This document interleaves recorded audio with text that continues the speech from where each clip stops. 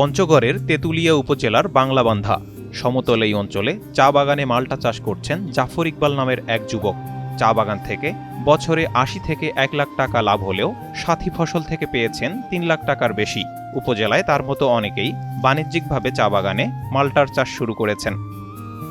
উপজেলা কৃষি অফিস জানায়, গেল ২০১৯ সাল থেকে উপজেলা কৃষি সম্প্রসারণ অধিদপ্তর চাষিদের বাড়ি মাল্টা এক চাষে উৎসাহ প্রদান শুরু করে। এ সময় আগ্রহী চাষিদের বিনামূল্যে মাল্টা চারাও প্রদান করা হয়। সেই চারা দিয়ে ভাগ্য খুলেছে জাফর ইকবালের। বছরে কাঁচা চা পাতা বিক্রি করে যে মূল্য পেতেন তিনি, তার চেয়ে ৩ গুণ পান এখন। বছরে মোটামুটি আমি ২০০ থেকে ২২৫ মণ মাল্টা আমি এখান থেকে উত্তোলন করেছি। এবং এর আগের বছরতে এবারেই মোটামুটি যে গাছের ফল এবং ফুল যেটা আসে তাতে আমি হিসাব করে দেখতেছি যে আগের থেকে মোটামুটি বছরে আরও কিছু ফল আমি বেশি পাবো বলে আমি আশা করছি আর কি। এই ঈদে জামা জুতো অ্যাক্সেসরিজের ডিসকাউন্ট। মাল্টা চাষী জাফর ইকবাল জানান, উপজেলা কৃষি সম্প্রসারণ অফিসের পরামর্শে তার চা বাগানে সাথী ফসল হিসেবে ১ একর ৫০ শতক জমিতে রোপণ করেন বাড়ি মাল্টা এক জাতের ৪৫০টি চারা। রোপণের ১ বছর পর মাল্টার ফলন পেতে শুরু করেন তিনি। গেল মৌসুমে প্রায় ৩,৫০,০০০ টাকার মাল্টা বিক্রি করেছেন তিনি। তার আশা, এবছর যে পরিমাণ ফুল এসেছে প্রাকৃতিক কোনো দুর্যোগ না হলে ৫ লাখ টাকার ঊর্ধ্বে ফল বিক্রির সম্ভাবনা দেখছেন। এখানে একসাথেই চা চাষের সাথে মাল্টা চাষ করেছে। চমৎকার চমৎকার লাগলো আর কি দেখে।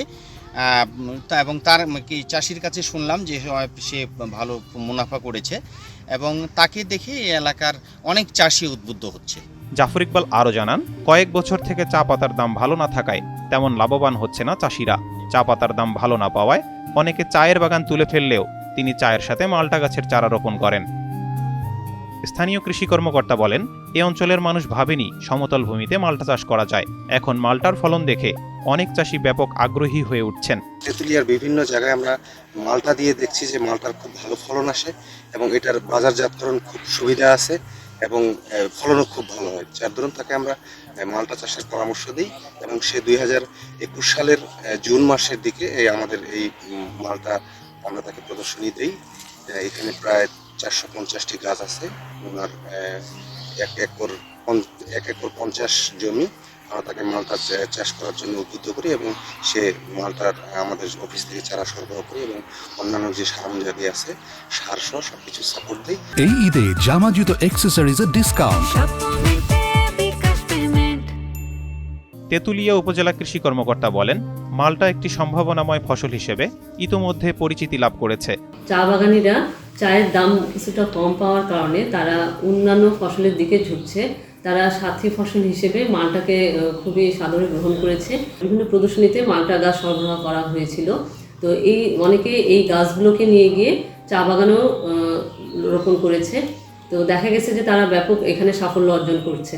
তারা মাল্টা তাদের গাছগুলোতে প্রচুর মাল্টা ধরছে এবং কি তারা চায়ের পাশাপাশি মাল্টা থেকে একটা অতিরিক্ত আয় বন্ধক হিসেবে এই মাল্টা গাছগুলো কাজ করছে। পঞ্চগড়ের তেঁতুলিয়া উপজেলায় ২৪ হেক্টর জমিতে মাল্টা চাষ হচ্ছে। উপজেলায় ৭টি ইউনিয়নে বাড়ি এক জাতের মাল্টা চাষ প্রসারিত হয়েছে।